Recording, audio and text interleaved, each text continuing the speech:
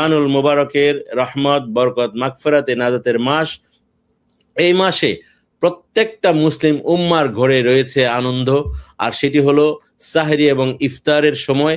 এই সময়গুলোকে প্রত্যেকেই এনজয় করেন, আনন্দ পরিবেশে তারা সাহরি ইফতার করে থাকেন। আমার আশরাফুল ভাই বলছিলেন সাহরি ইফতারটাকে আসলে আনন্দময় সময়।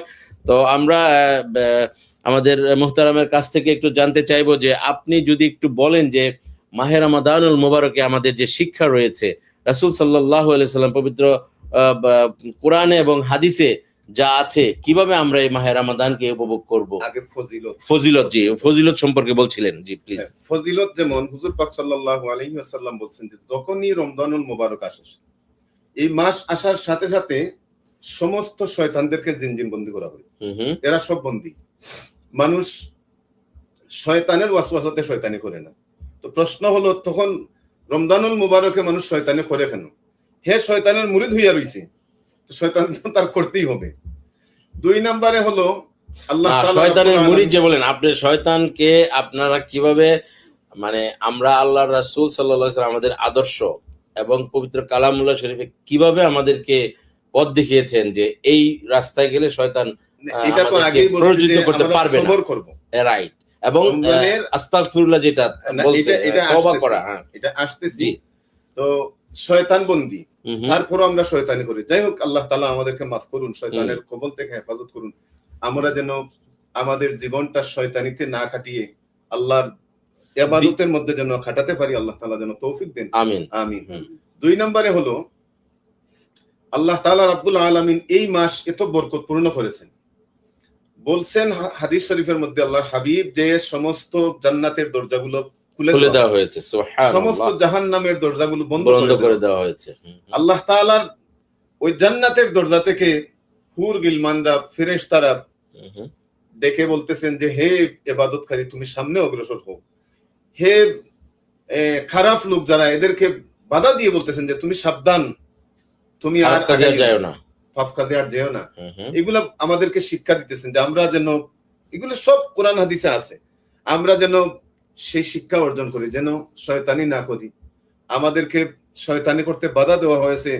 ওই জান্নাতের দরজা থেকে আমাদেরকে বলা হইতেছে, আমরা যদিও শুনি না, কিন্তু আমাদেরকে বলা হয়েছে। হাদিস শরীফের মধ্যে আরেকটা আছে যে জিবরিল আমিন আল্লাহর হাবিব সাল্লাল্লাহু আলাইহি ওয়াসাল্লামকে প্রশ্ন করলেন, ইয়া রাসূলুল্লাহ মাল ইহসান, ইহসান কি? আল্লাহর হাবিব বললেন যে আনতাবুদাল্লাহা কাআন্নাকা তারাহু ফা ইল্লাম তাকুন তারাহু ফা ইন্নাহু ইয়ারাকা। আল্লাহর হাবিব সাল্লাল্লাহু আলাইহি ওয়াসাল্লাম বললেন যে তুমি এমন ভাবে ইবাদত করবে যেন আল্লাহ তাআলাকে দেখে দেখে ইবাদত করতেছো, সুবহানাল্লাহ। যদি তুমি ফা ইল্লাম তাকুন তারা, যদি তুমি দেখো না, তাহলে বিশ্বাস রাখো ফা ইন্নাহুম ইয়ারাকা, আল্লাহ তোমাকে দেখতেছেন, সুবহানাল্লাহ। তাইলে আমরা যদি আমাদের মনের মধ্যে এইটা আনি যে আমি যে রোজা রাখছি, আমি কি বলতেছি, আমার কথা তো আল্লাহ শুনতেছেন। আল্লাহ তো সামিউন বাসির, আল্লাহ শুনেন, দেখেন, সব জানেন, সুবহানাল্লাহ। তো এইটা যদি আমাদের মনে ভয় চলে আসে, তাইলে বোঝা গেল রমজানুল মুবারকের যে লাআল্লাকুম তাত্তাকুন, মুত্তাকি হওয়ার যে তাকওয়া আমার মধ্যে অর্জন করা, তাকওয়া কিন্তু ধীরে ধীরে আসতে হয়। একবারে আপনি সন্তানকে ধরে যে না তুমি আজ থেকে নামাজ পড়তে হবে, রোজা রাখতে হবে, মিথ্যা বলতে হবে, একসাথে সব সম্ভব, সব হবে না। ধীরে ধীরে ধীরে ধীরে আমাদের তাকওয়া অর্জন করতে হবে। 11 মাস শয়তানের সাথে থেকে ওয়াসওয়াসা শিখেছি, এটা ধীরে ধীরে আসতে হবে। আমরা বড় যারা আছি, আমরা নওজোয়ান যারা আছি, মুরব্বী যারা আছে, এরা তো অটোমেটিক এমনিই জানে, এরা বুঝে। কিন্তু আমরা যারা নওজোয়ান আছি, আমরা যারা এই প্রবাসী, যে আমি কাজে গেছি, আমি যদি এখানে খেয়ে ফেলি আমার বউ জানবে না, আমার পরিবার জানবে না, আমার মুসলমান কমিউনিটি জানবে না আমি যে এই চুপচাপ খেয়ে নেই, না, এটা করবেন না। আপনার মধ্যে তাকওয়া আসতে হবে যে না, আমি যে এই মাসের মধ্যে রোজা রাখছি, সিয়াম পালন করতেছি, আমার আল্লাহ তো আমাকে দেখতেছেন, এবং এইটা যদি আমি সাধনা করতেছি, এই সাধনার কথা, যেমন গত কয়েকদিন আগে আমার জহিরুল হক বশির ভাইও ছিলেন, আমরা পুলিশ হেডকোয়ার্টারে ওয়ান প্লাজায়, পুলিশ প্লাজা যেটা নিউ ইয়র্কের সবচেয়ে, মানে যেটা এনওয়াইপিডি, যেটা পুলিশ প্লাজা, এরা প্রি রমাদান এটা প্রোগ্রাম করেছিল। আমরা আমাদেরকে স্কট করে নিয়ে গিয়েছিল, ইনভাইট করে নিয়ে গিয়েছিল, আমাদেরকে গাড়ি দিয়ে নিয়ে আসছে, তারা খুব সম্মান করে নিয়ে আসছে, আবার নিয়ে দিছে, এবং তারা আমাদেরকে এইটাই বুঝাইলো যে তোমরা মুসলমান, তোমাদের ইজ্জত কিন্তু আমরাও করি, সুবহানাল্লাহ। এই দেশে ওখানে এই সবাই দেশে- কিন্তু রেসপেক্ট করে, এই মাসটাকে হ্যাঁ। তারা উপভোগ করে। সবাই হুম, সব ধর্মের বর্ণের মানুষ এই মাসকে রেসপেক্ট করে, হুম। কিন্তু আপনি মুসলমান। আমার কথা হলো এখানে রোজা রাখতে যে হবে, আমি তারাবি যে পড়তে রোজা হবে, রাখছি, নামাজ পড়তে হবে, আমার কোরআন রোজা তেলাওয়াত রাখার করতে পরে হবে। যদি একটা বেদিন জানে যে আমি রোজা রাখছি, আমি এই ঝগড়া করতেছি, খারাপ কথা আমার বলতেছি, খারাপ কাজ প্রয়োজনের করতেছি। প্রয়োজন ব্যতীত কথা বেশি বলতেছি না, আমার প্রয়োজন আছে খাবারের, সংযম। আমার তৃষ্ণা আছে, আমি ত্রাষ্টি, আমি হাংরি, কিন্তু আমি খাইতেছি না, আমি ড্রিঙ্ক করতেছি না, আমি কোনো কিছু এই অতিরিক্ত কোনো কিছু করতেছি না, তখন সে আমার ইসলামের এই সৌন্দর্য দেখে হয়তোবা আপনার সামান্য একটু সবরের কারণে সেও ইসলামের ছায়া তুলে আসতে পারে। এটা আপনার আমার মধ্যে সেই স্পিরিট থাকতে হবে যে আমি মুসলমান, আমার উপর আপনার উপর দায়িত্ব আছে যে আমরা আমাদের ইসলামটা প্রচার করার জন্য। অনেক বেদিন আছে, এরা আপনার আমার সাথে চলতেছে, এরা হাসরের ময়দানে যদি বলে যে ভাই তুই রোজা ছিলে, তুই নামাজ পড়তে, তুই মুসলমান ছিলে, এত সুন্দর তোর পথ, এত সুন্দর তোর ধর্ম, আমারে কেন জানাইলি না? আজ তুই যদি জানাইতে আমিও তোর সাথে আজকে জান্নাতে যাইতাম। আর কিছু মানুষ এই যে কোরআন শরীফে সূরা মুদ্দাসিরে আছে যে মা সালাকাকুম ফি সাকার, জাহান্নামে জান্নাতীরা প্রশ্ন করবে যে তোমাকে কোন জিনিস আজকে জাহান্নামে আনলো? সে বলবে যে আমি তো নামাজি ছিলাম না, আমি রোজাদার ছিলাম না, আমি মানুষকে খাওয়াইতাম না। এটা আপনাকে জানাতে হবে, আপনি জানতে হবে, আপনাকে জানাতে হবে।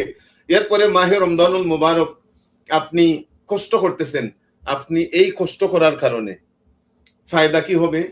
হাসরের ময়দানে স্পেশাল একটা দরজা থাকবে, যেটা হাদিস শরীফে আসছে, এই দরজার নাম হলো রাইয়ান। এই রাইয়ান নামক দরজা থেকে ডাকা হবে, হে রোজাদার বাসীগণ, যারা রোজা রাখছো তোমরা সবাই এই দরজা দিয়ে ঢুকো, প্রবেশ করো। এরা ঢুকবে। ঢুকার পরে যে হাদিসে কুদসি বললাম যে আস-সাওমু লি ওয়া আনা আজজি বিহি, ওই যে আল্লাহ তাআলা বলছিল যে আল্লাহ তাআলা নিজে পুরস্কার দিবেন, আল্লাহ তাআলা নিজে পুরস্কার দিবেন, আল্লাহ তাআলা নিজে তার জাযা বিনা হিসেবে তখন সে চলে যাবে জান্নাতে। জান্নাতে ওই রাইয়ান দরজা দিয়ে রোজাদারগণ প্রবেশ করবে। প্রবেশ করার পরে এখানে মানুষ বসবে, আমাদের মতন এই ফালতু লোক যারা, এরা বলবে যে কেন এখানে আসলাম, আগে যে জান্নাতে ছিলাম ওখানে তো ভালো ছিলাম। তখন একজন ঘোষক ঘোষণা করবে যে আল্লাহ তাআলা তোমাদের সাথে যে ওয়াদা করেছেন, সুবহানাল্লাহ, এই ওয়াদাটা কিছুক্ষণের মধ্যেই আল্লাহ পূর্ণ করবেন, সুবহানাল্লাহ।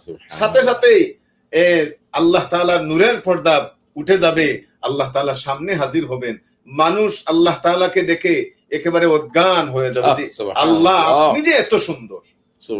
আল্লাহ তাআলা ওই দিন বলবেন যে বান্দা, আমাকে না দেখে তোমরা রোজা রেখেছিলা, আমি ঘোষণা দিয়েছিলাম যে আমি তোমাদের রোজার জাযা হয়ে যাব। আল্লাহ তাআলা ওই দিন বলবেন যে এখন তোমরা আমার দিদার নসিব করছো, সুবহানাল্লাহ। মানুষ ওই রোজাদার মানুষগণ তখন আল্লাহ তাআলার দিদার নসিব হবে। এই জন্য হাদিস শরীফের মধ্যে আল্লাহর হাবিব বলছেন যে রোজাদারের দুই খুশি, এক না ইফতারের সময়, আর দুই নাম্বার খুশি হলো আল্লাহর দিদার। হাসরের দিন ওই জান্নাতের মধ্যে প্রবেশ করার পরে রোজাদার ছাড়া যারা, এরা কিন্তু এই দরজা দিয়ে এই সুযোগটা পাবে না, রাইয়ান দরজা দিয়ে তারা যেতে পারবে না, আল্লাহ তাআলার দিদারও পাবে না। এই দুইটা খুশি আমরা রোজা রাখি দুইটা খুশির জন্য।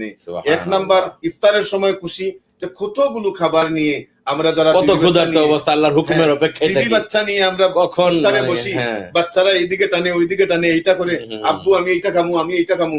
এখন এই সময় আমাদের মনের মধ্যে এত একটা আনন্দ আসে যে আমার বাচ্চাটা রোজা, এই ইফতারিটা পেয়ে কত খুশি। আমরাও খুশি হতো, আমরা যখন ছোট ছিলাম আমাদের মা বাবা যখন আমাদেরকে নিয়ে ইফতার করতেন, বসতেন, আমরাও এগুলা করতাম, মা বাবা অত্যন্ত খুশি হতেন। মাঝে মধ্যে মা বাবা আমাদেরকে বলতেন তুমি আর কি খেতে চাও, এটা খুশি হলেই বলে মা বাবা এত কিছু দিছে যে পুরা ঘর সাজাইয়া রাখছে আমাদের জন্য, যে বাবা তুমি কি খাইবা, সব তোমার জন্য আছে। এরপরেও বাবা বলতেছে খুশি হয়ে যে তুমি আর কি খাবা, তুমি আগামী দিন কি রোজা রাখবা। আমাদের মা বাবা এগুলো আমাদেরকে বলতেন। আপনি মা বাবা হয়েছেন, আপনিও আপনার সন্তানকে বলেন, আপনার সন্তানকে খুশি করেন, সন্তান খুশি হবে, আল্লাহ তাআলাও আপনার সাথে সাথে আল্লাহর উপর আপনার উপর আল্লাহ তাআলা খুশি হয়ে যাবে। এই জন্য অনেক ধন্যবাদ।